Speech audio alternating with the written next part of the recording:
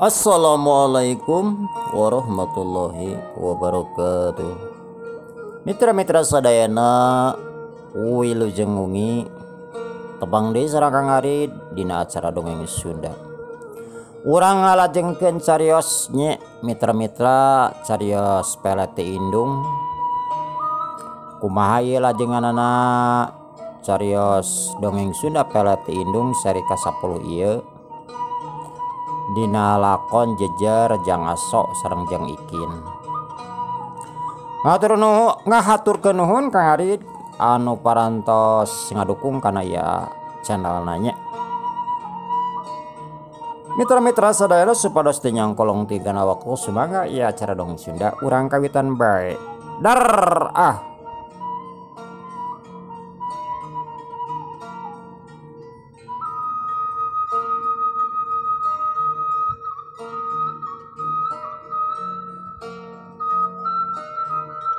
Mohon Yuni, seandainya ada kupu-kupu yang mau hinggap di tangkai bungamu, apakah kamu mau menerimanya? Oh, kalau ada kupu-kupu mau hinggap di tangkai bungaku, dengan senang hati pasti aku akan terima. Kalau seandainya kupu-kupu itu aku, bagaimana Yun? Dengan senang hati Yuni mau menerima laki-laki yang miskin. Aku mau. Kalau aku gak mau, aku gak bakalan mungkin menerima soal kaya dan tidak kaya buat aku bukan ukuran, tapi yang dibutuhkan oleh aku membutuhkan kesetiaan. Tanpa kesetiaan, untuk apa memandang seorang laki-laki dari ketampanan dan kekayaan? Aku mengharap kesetiaan yang abadi dan selama-lamanya ada di dalam jiwa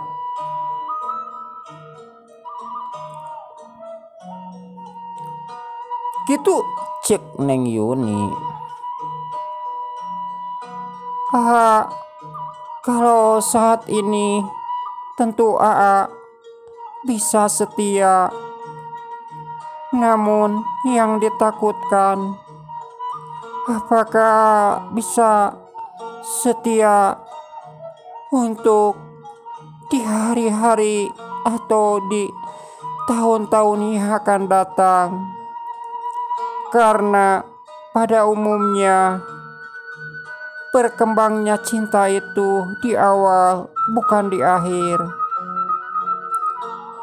Aku gak mau kalau suatu pertemuan atau hubungan yang diawali dengan kesenangan awal, sebenarnya aku mau mengharap awal pahit, namun akhirnya manis. Gitu cek Teh Yuni.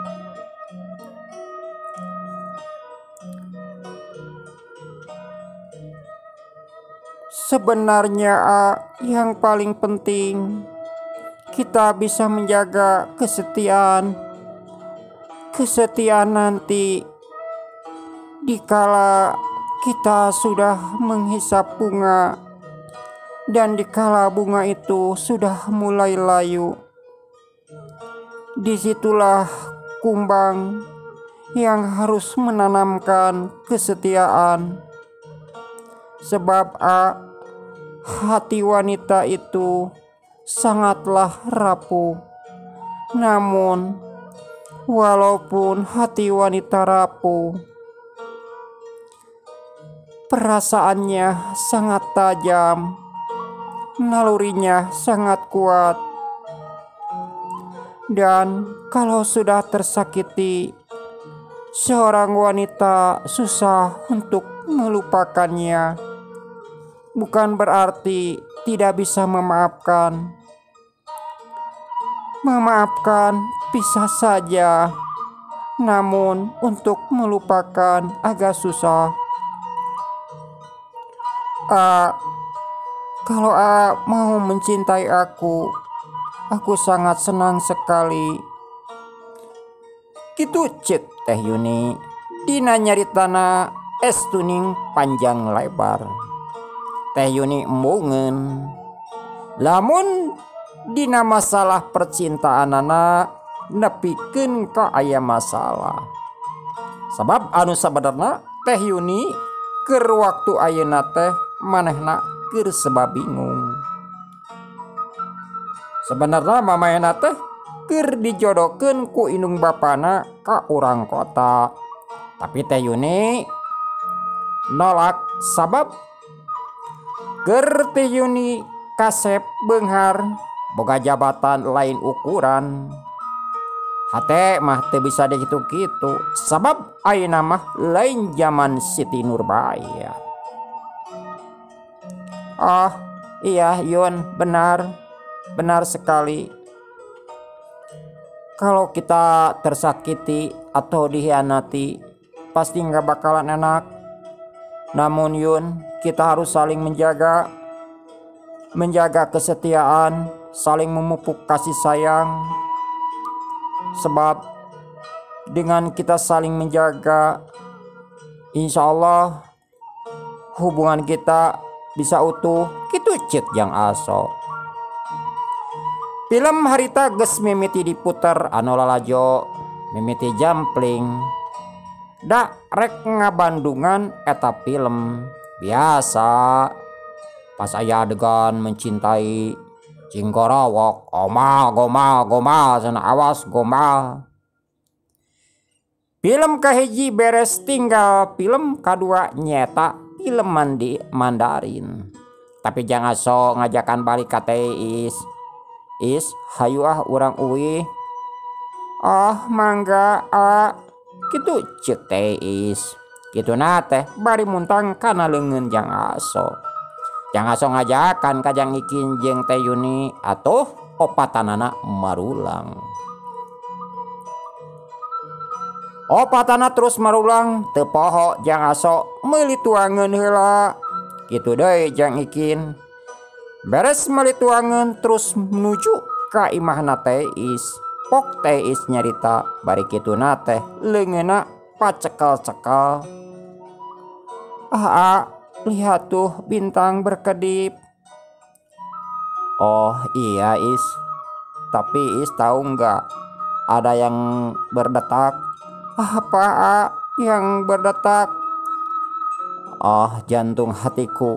Aku takut kehilanganmu. Aku takut ditinggalmu Is. Enggak bakalan. Selama setia aku akan lebih setia. Tapi kalau enggak akan setia, aku pasti akan pergi jauh. Jauh sekali, sejauh-jauhnya. Kitu cek Teh Is bari netep ka Jang Aso.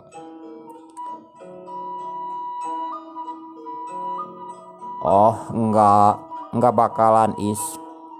Hati dan perasaanku sudah ada di hati kamu. Kitu cek Jang Aso.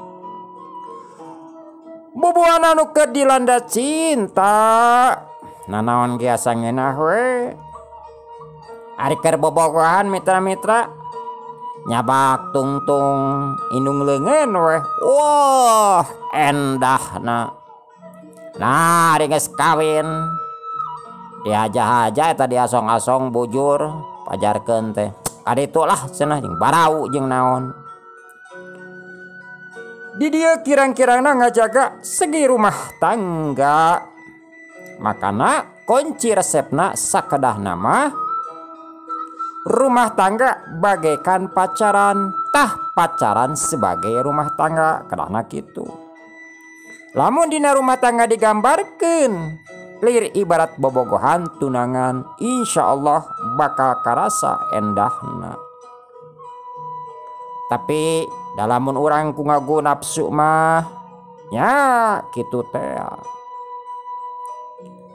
Ku ngagu nafsu mah da aya paribasa istri kitu keneh, pamegat kitu keneh. Teu aya istri anu dianting atawa anu diantingan atawa rasa duren teu aya. Kitu deui pamegat sami bae.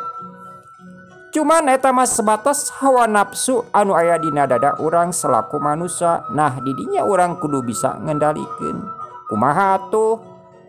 Intina kudu saling percaya dina sikap anu positif. Dalila anu opatan geus nepi ka imahna teis, anu saterusna teis asup ka jero imah. Harita kiri can sare keur nungguan incuna. Atuh geus puguh incuna datang mah akiri terus asup ka kamarna. Ari kolot mah ngarti kana perasaan budak ngora da geus kalaman atuh ku si Aki mah. Hayu Yun dilebat kitu cek teis. Ngajak kata Yuni jeung Jang Ikin asup ka jero. Abi mah di dieu we is di luar raos tiis. Kitu cek teh Yuni. Nya atuh. Bade kopi. Kitu cek teis nawaran kopi ka Jang Aso. Moal is. Pami aya mah susu we. Susu mah teu aya kenya tuh. Is bade meser heula ka warung. Kituna teh teis bade rek indit ka warung. Ulah wios is.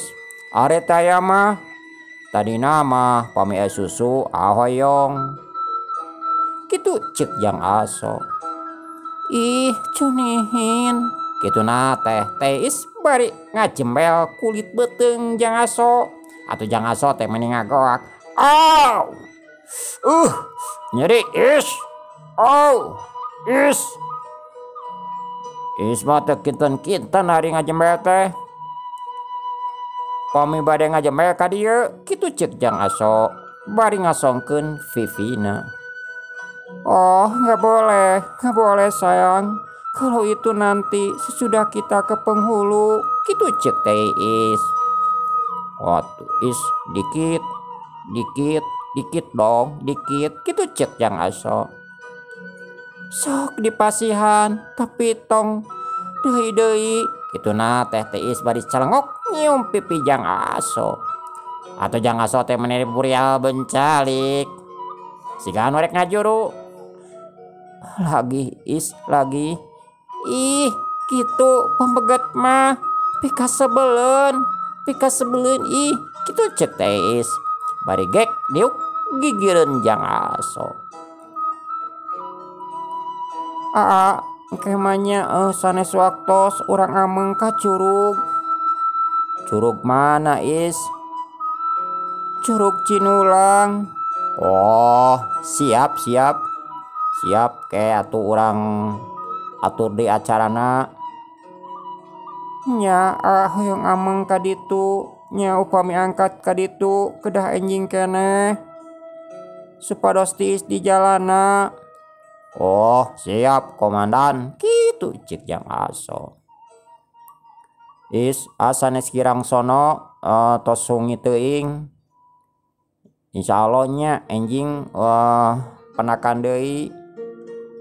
Mohon anu saterusna Jang Aso terus ngajakan Jang Ikin nyata mulang ari teh Yuni pas rek dianterkeun balik ka imahna teh embungeun. Wiosna ludeng nyalira ge da caket paling ge kana 10 meteran.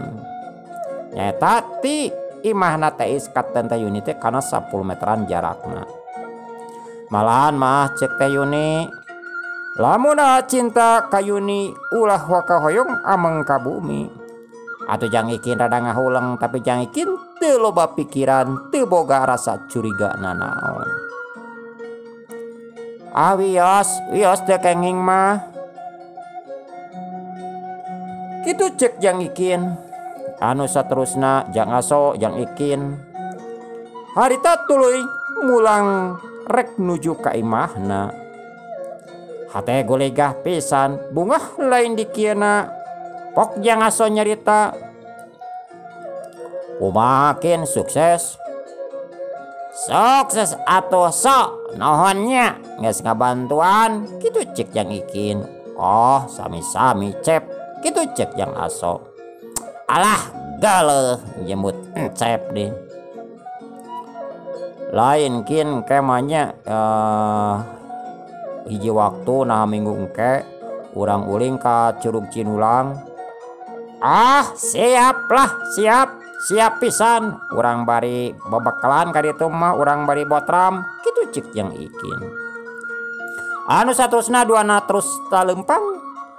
Pas di parapatan aya pemuda anu keur ngarumpul. Eta pemuda aya kana opatanana. Bari kituna teh cingkar cewis. Tuh oi tuh jaluna oi. Anu apel ka si teis teh. Kitu cek eta pemuda. Ari eta pemuda teh ngaranna atawa landianana si Buncis, si Arok, si Burindil jeung si Kendi. Pok deui si Buncis nyarita deui. Urang gulung oi, omban. Wawanianan ngaganggu ka si Teis. Pan sidik si Teis mah hayang rekrut dewek. Maranan teu apaleun. Yen eta si Teis didodoho ku didinya. Mun apaleun mah wah mungkin teu apaleun deui meureun. Kak grup urang. Kitu cek si Arok. Barang serok Jang Aso jeung Jang Ikin kadinya langsung dipargat ku eta pemuda. Hop oi. Ora kitu cek si Buncis. Atur rek Jang Aso jeung Jang Ikin eureun heula. Pok Jang Aso nanya, aya naon megat abdi? Kitu cek Jang Aso. Pok si Buncis nyarita, urang mana maneh abdi mah urang Cimareme. Soalan maneh? Aran abdi mah Aso. Ieu rencana abdi Ikin. Nah kitu aya naon? Make nanyakeun lembur jeung nanyakeun ngaran sagala. Kitu cek Jang Aso. Hei Kaso, mane ulah wani-wani ngadeuketan Teis? Sebab besi mane teu nyaho eta Teis keur didodoho ku dewek. Kadidodoho ku dewek kadi-kadi ayeuna dicokot ku si Laing. Asa ngarareunah teuing. Wawanianan si Laing asup ka darah dewek teu apal ieu darah macan. Pokona mah lamun si Laing hayang salamet, geus tong mantuk di ka dieu. Bae anu geus mangeus we ku dewek dihampura. Tapi lamun si Laing lololan ka dieu, wayahna si Laing ku aing bakal disiksa, bakal digulung. Bisa-bisa ku aing moal cenah bisa balik. Kitu cek si Buncis. Nah make ulah urang lengoh, Teis lengoh. Rarasa mah awa anu ngalarang. Eta mah masing-masing we. Ari suka pada suka mah teu bisa dilarang. Emangna ente selaku naon? Kolotna, mangna, akina. Kitu cek Jang Aso. Jang Aso ge naek ketihna atuh. Komo ari kudu ngahalang-halang manehna jeung si Teis. Sorry and maaf bro. Cek kasara mah cek Jang Aso. Aing nepikeun kangocorkeun getih dor tina masalah cinta mah. Manehna boga kawani, aing ge boga kawani. Maena lalaki, aing ge lalaki. Manehna ngadahar kejo, aing ge ngadahar kejo. Memang gua pikirin rek ribut mader we. Da lalaki mah eueuh anu paeh ngajuru kitu. Prinsip Jang Aso. Jang Aso teneng ludeng teu ngarasa sieun saeutik oge. Pedah eta opatan. Alah, darwe cenah paling ge 2 lawan 1 atawa 4 lawan 2 cukup cenah keur lalaki mah hitung-hitung olahraga dina waktu penting. Ori sia teu apal jeung teu ngarti ngomong ngabacot. Teh rek ku dewek. Nah aku si laing make dia apelan ya dengekeun kaso. Bisi si laing can apal. Bisi can apal. Bisi tah anu ngaranna si Buncis. Awa 2 eueuh 3 komo 4 mah. Si Buncis pamimpin pemuda di dieu. Si Buncis anu nyekel ka kawasan ieu daerah. Tong boro awen anu dipikayang ku dewek. Norek apel ka darah dieu kudu izin ka dewek. Sakurang-kurangna kudu aya pemasukan rokok 2 bungkus. Teu kitu mantok ti dieu. Kitu cek si Buncis pari ti popolotot. Gitu. Ya, dengekeun Buncis. Ari cek dewek mah siapa cepat itu yang dapat. Nah, hari si laing ngajedog aya tuh. Kaburu ku dewek. Pan si laing teh urang dieu. Teis urang dieu. Laun bener mah teis bogohan ka si laing. Moal mungkin si laing sakur kongkorongok. Da teis teh geus pogoh kolotna, pogoh imahna. Berarti kitu ge teis teu sudieun ka model si laing. Wah mungkin lain nganu ngarti teis rek pipilih ka lalaki.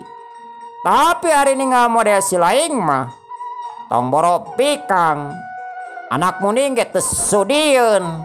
Kitu cek Jang Aso. Jang Aso mimiti naik getihna, mimiti ngagolotrok. Goblok sia. Siapa yang digulung ku aing? Siapa bener-bener ayang diwarah? Siapa bosan dihirup? Kaso? Sayang modar? Kitu nate ngan hiu. Perep si Buncis ngaheung bang baraan. Maksudna mah rek ngagedor sirahna Jang Aso.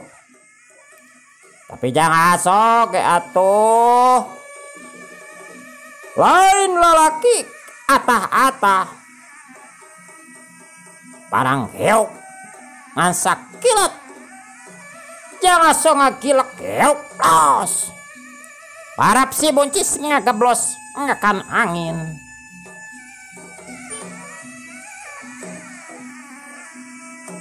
Harita si Arok, si Burinil, jeung si Kandil kacecingan celang laluncatan. Maksudna marek ngahurup rek ngagulung Jang Aso. Atuh jang iki nafsu ningali sobatna rek pada ngagulung. Cek jang ikin konyok rawon ajan wani sia cenah. Raponan cileng sepuak.